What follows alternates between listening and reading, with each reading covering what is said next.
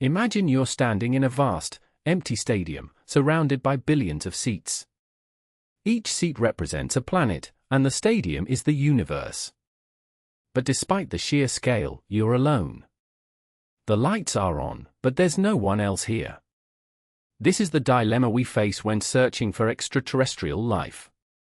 We've been looking for decades, but so far, nothing. Why is that? Is it because we're just not looking hard enough, or is there something more fundamental at play? The Great Filter theory suggests that there's a barrier or filter that prevents civilizations from becoming interstellar, and it's possible that we've not yet passed this filter. The Great Filter theory was first proposed by the economist Robin Hanson in the 1990s. It suggests that there's a significant barrier or filter that prevents civilizations from becoming interstellar. This filter could be located at any point in the development of a civilization, from the origin of life to the colonization of other planets. The theory is often illustrated using a simple diagram, with the filter represented by a line or a wall that blocks the progression of civilizations. But what could this filter be? Is it a physical barrier, like a toxic atmosphere or a lack of resources, or is it a more abstract concept, like a societal or cultural limitation? The Fermi Paradox is closely related to the Great Filter theory. It asks the question, where is everybody? If intelligent life is common in the universe, we should have seen some sign of it by now. But we've been looking for decades, and so far, nothing. This paradox is often attributed to the physicist Enrico Fermi, who famously asked "Where is everybody?" during a lunchtime conversation at Los Alamos. The paradox is a reminder that our expectations about the universe are often at odds with reality. We expect to see signs of life, but so far, we've been disappointed. The rare Earth hypothesis is one possible explanation for the Great Filter.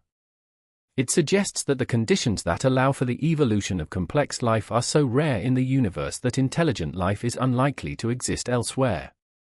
This hypothesis is based on the idea that the Earth is a uniquely fortunate planet, with a stable climate, a magnetic field, and a large moon. These factors, among others, have allowed life to thrive on our planet. But are we just lucky, or is there something more fundamental at play? The simulation hypothesis is another possible explanation for the Great Filter. It suggests that our reality is a simulation created by a more advanced civilization. This hypothesis is often associated with the philosopher Nick Bostrom, who argued that if a civilization were to develop a realistic simulation of reality, it would likely create multiple simulations, resulting in an infinite number of parallel universes. But what if we're just a simulation, a mere video game created by a more advanced civilization? Is this a plausible explanation for the Great Filter?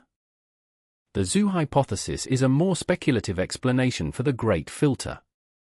It suggests that advanced civilizations deliberately avoid making contact with less advanced civilizations, effectively treating them like a zoo or a nature reserve. This hypothesis is often associated with the scientist John Ball, who argued that advanced civilizations may have a policy of non-interference, allowing less advanced civilizations to develop without interference. But is this a plausible explanation for the Great Filter, or is it just a convenient excuse for our lack of progress? The Solitude Hypothesis is a more pessimistic explanation for the Great Filter.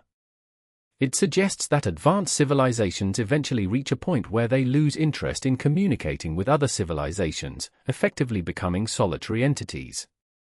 This hypothesis is often associated with the philosopher Arthur C. Clarke, who argued that advanced civilizations may eventually transcend their physical forms, becoming pure energy or consciousness. But is this a plausible explanation for the Great Filter, or is it just a reflection of our own existential fears? The self-destruction hypothesis is a more ominous explanation for the Great Filter. It suggests that civilizations eventually reach a point where they destroy themselves, either through war, environmental degradation, or other means. This hypothesis is often associated with the physicist Stephen Hawking, who argued that the development of advanced technology could ultimately lead to our downfall. But is this a plausible explanation for the Great Filter, or is it just a reflection of our own existential anxieties? So, why should you care about the Great Filter theory? Understanding this concept can provide valuable insights into our own existence and the potential for life elsewhere in the universe.